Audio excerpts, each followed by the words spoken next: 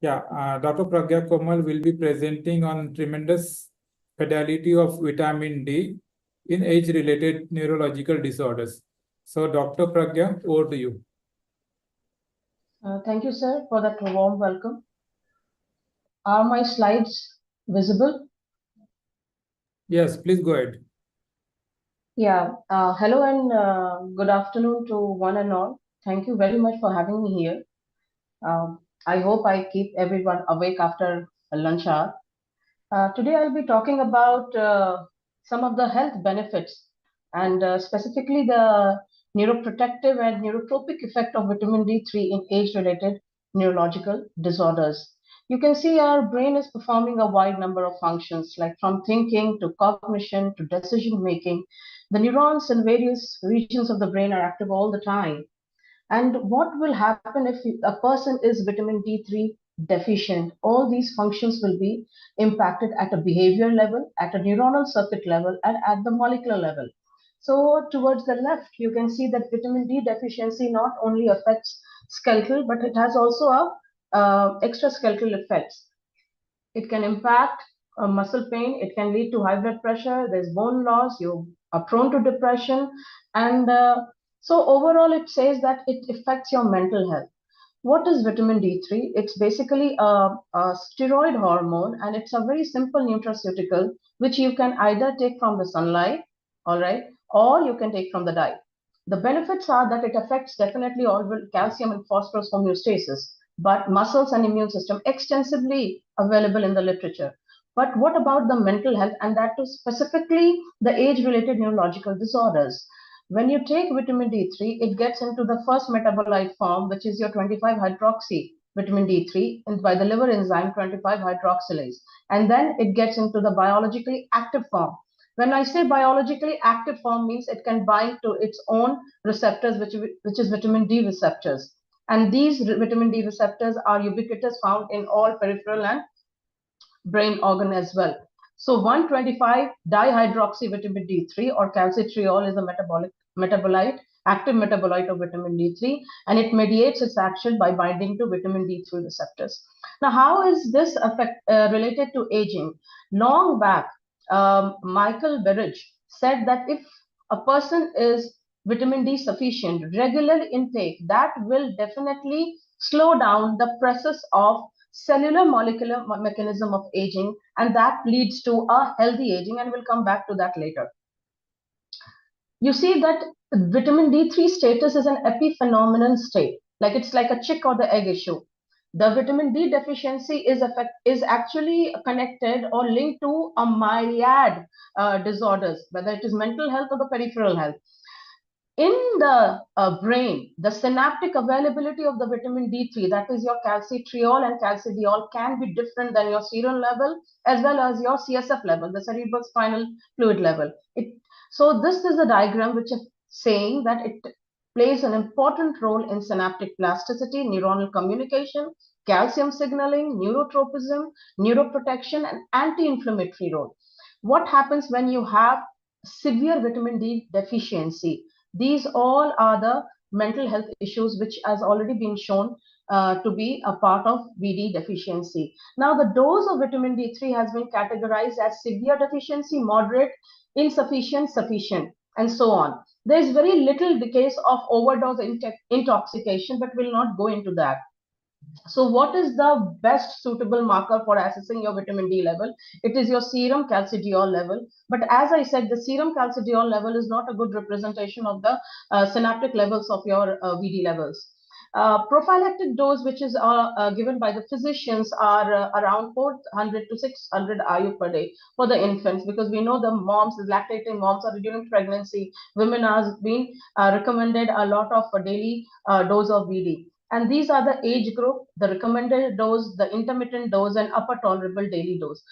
What overall the take home message here is that the dose is defined what is your serum level, your physiology, sex, geographical distribution, and the age group which you belong to. it's a therapeutic dose when I say, which is taken from this paper. It's basically that talking about during the COVID-19. But if you see these recommended dose, they are actually given for a variety of physiological symptoms, which can be like renal symptoms. People have talked about diabetes. So if you see all these pathologies, VD deficiency is found in all these conditions.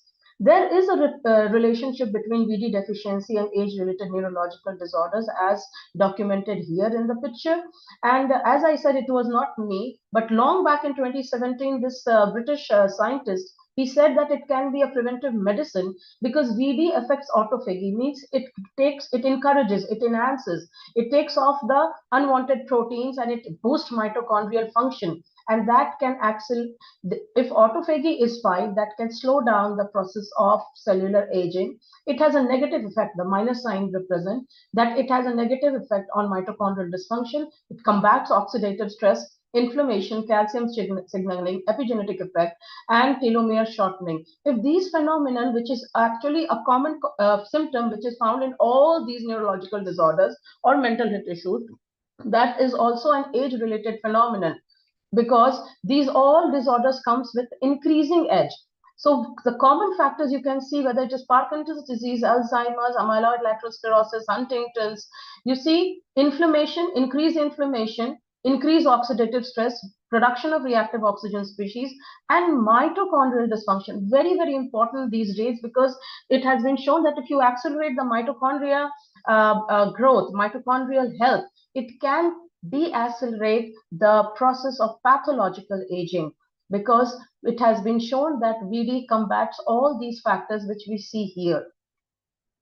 As I said, this guy already predicted this, that vitamin D deficiency accelerates aging and age-related disorders. That was a noble hypothesis given back in 2017. And most of the countries are ignoring this fact.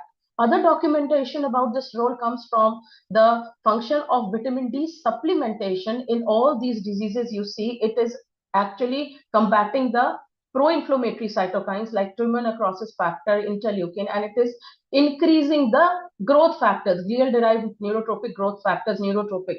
In headaches and pain, it is increasing again the release of the neurotransmitter dopamine, serotonin, tyrosine hydroxylase, as well as nerve growth factor. Sleep disorders also having a good effect of vitamin D supplementation. Likewise, Alzheimer's and schizophrenia. What did we do in our lab? We showed in an animal model of Huntington disease. But before we go into the animal model of Huntington disease, it is important to know what is HD. HD is an autosomal dominant disorder where there is a neural degeneration in one of the basal ganglia circuit, the striatum, due to n number of CAG repeats at the end terminal of the protein. The protein aggregates, impairs a lot of cellular mechanism that leads to muscle rigidity, impaired coordination, difficulty in walking as shown in the video, and definitely HD patients have one of the highest suicidal symptoms globally. So what we did in our lab, we got 4 groups of animals. We gave 3 nitroproponic acid, which caused striatal degeneration. And then we gave to the 4th group. This is the 1st group, the 2nd, the 3rd, and the 4th. The 4th group, which had already the 3NP, which is we use a neurotoxic model, we supplemented with 500 IU of kg of vitamin D3 for, it's a post-supplementation model from 15 to 30th day. And on the 30th day, we performed a lot of, for the last 15 days, we performed a lot of behavior functions, looking at the cognition, looked at the locomotion, looked at the attention, decision-making, stuff like that. And on the 30th day, we performed protein analysis. We got these brain tissues, we took the striatum, and we looked into a myriad biomarkers for the protein and gene expression analysis and performed biochemical assays too. What we showed in all these papers that vitamin D boosted cholinergic neurotransmission and cholinergic receptors expression in the striatum and the cortex, one of the prime regions which are affected in HD. Not only that, we'll not go into the immune mechanism of it, but I have already touched in my paper and during my PhD on the immune effect of T cell receptors beta expression in neuropathological condition, where VD combated this expression. What What does that mean? That if you are elevating the ACH levels, that is acetylcholine levels, if you are boosting the cholinergic receptors, the neurotransmission will be restored even under this neurotoxic condition. So in 3NP model, which was characterized by downregulation of neurotropin, acetylcholine esterase, increased oxidative stress, we gave vitamin D3 and it elevated or rescued around 35 to 40% in the fourth group of the animals, which we showed here. All right, so that was really encouraging. Right now, what our lab is doing, we are focusing on schizophrenia, and it is a neurodegenerative, neurodevelopmental psychiatric disorders. I'll not go into the data of it because it's still preliminary, and there are a lot of genetic and epigenetic factors involved in it. What question are we asking in our lab is, if the animals are having a dysfunction at the level of ion channels, which is at NMDA receptors, it's a type of glutamate receptors, we are actually down regulating the ion channel function by using this compound MK801. And again, we are giving these animals vitamin D supplementation at different doses. Some of the behavior data which we are doing is looking at the cognition, memory, and locomotion. And it's very encouraging to know that at the in vivo level, like the animal study level, the vitamin D3 is rescuing the prefrontal cortex functions. So what you see in this slide is that ion channels, why we are interested, because from the beating of the heart to a muscle contraction to a thinking brain, the way the neuron functions is through a myriad types of ion channels, which is ligand gated as well as voltage gated, and GPCRs. We are interested in cholinergic receptors because they are actually responsive. They are having a neuromodulatory effect in the prefrontal cortical circuitry in the schizophrenia. And if we intervene with vitamin D, we can actually, if we are able to rescue the function of these receptors by a tool called whole cell electrophysiology, which has been procured under DBT Builder program under my supervision in Hyderabad, Hyderabad, we can map the activity of the neurons.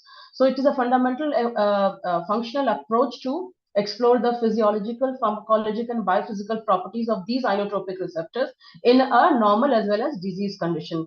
Since the symposium topic is about aging, we know there are two kinds. The world population is aging, and there is an increase in number of the people of the life expectancy in another 20-50 years. That's already been taken by a number of speakers today. So if there is a kind of supplementation taken at a correct intervention from early life in conjugation, it cannot be a magic bullet. We are not saying that you take vitamin D and you get out of it. No, it cannot be like a remedy, but it is an important, very easily available. And if you are taking with nature, exercise, healthy, mindfulness, yoga, intermittent fasting, and taking this supplementation, it might prevent the VD deficiency, and it can have a good effect on your mental balance, cognition, attention stuffs. All right. So this public health efforts about the BD deficiency, because Asians, even they are highly sun-drenched countries, we are still BD deficient. So this needs to be promoted globally. This missing tool, if we are able to find in our lab, where we can show that through vitamin D and vitamin D3 signaling at a neuronal level, which is affecting your neurotransmission and signal transduction, it is modulating your synaptic ion channel level. We can come back to some extent, some kind of pruning which is happening in your brain, in your central nervous system. Neurological disorders cannot be treated or prevented, but it can always be lessened or slowed down by fostering the brain health. And I'm very thankful to all these funding agencies. My PhD student, she's graduated presently in Australia. Kishore has joined my lab as a postdoc from University of Hyderabad.